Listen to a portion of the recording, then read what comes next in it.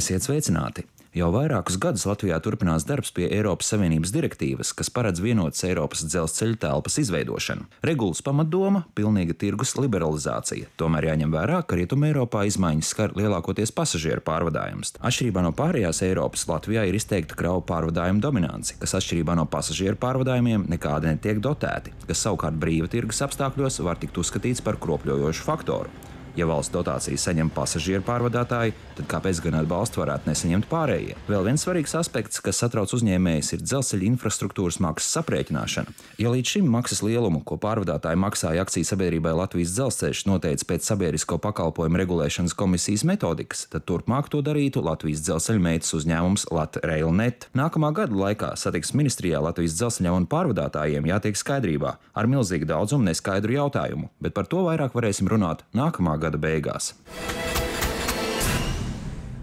Līdz 18. novembrim Rīgas pašā sirdī, Doma laukumā, skatāma fotoizstāde Osta cilvēks vēsture, kuras tapšanā izmantoti gan vēsturiski fotokadri, gan tāda paša nosaukuma fotoakcijas laikā tapuši darbi. No 250 pašmāju un ārzemju fotogrāfu darbiem tika atlasīti 99, un labākie no tiem arī prēmēti. Ostai 815 gadu, un tā ir vēsture. Tie ir cilvēki, tās ir tradīcijas, tas ir tas, ko mēs esam izdarījuši un plānojam darīt tālāk. Šī izstāde ir arī tāda paliekoša vēsture. Varbūt pēc 20 gadiem brauks ar pirkstu un skatīsies, kā tas viss ir bijis, un kas ir atkal mainījies, un kas ir atkal pa jaunu parādījies.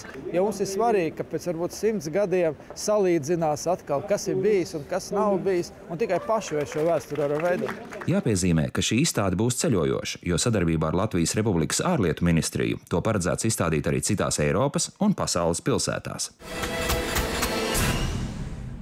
Izstādē Vide un enerģija 2015 Ceļu satiksmes drošības direkcija plašākai sabiedrībai prezentēja savus plānus un jau padarīto elektroautomobīļu uzlādes staciju tīkla izveidē Latvijā. Šobrīd jūs varat ieraudzīt pirmās 30 vietas, kur mēs plānojam uzstādīt tieši ātrās elektrouzlādes stacijas, kur automobīli var vidēji uzlādēt līdz 30 minūtēm. Līdz gada beigām mēs plānojam nākt priekšā ar visu tīklu, kas atrodas uz valsts galvenajiem autoceļiem, uz kura tad kopā ir paredzēts uzstādīt 55 stacijas. Lai gan līdz pilnvērtīgam uzlādes staciju tīklam vēl tāls ceļš ejams, šobrīd un arī nākamgad elektroautomobīļiem ir un būs vairākas priekšrocības ceļu satiksmē. Šāda ir numura zīme, kas ir paredzēta elektromobīļiem, lai jūs būtu atpazīstami un lai jūs visi varētu izmantot tās priekšrocības, kas šobrīd jau ir un vēl ir tiks paredzētas Latvijas likumdošanā, izmantojot elektromobīli uz Latvijas ceļiem. Tas šodien arī viss. Visu labu, līdz nākamajai reizei!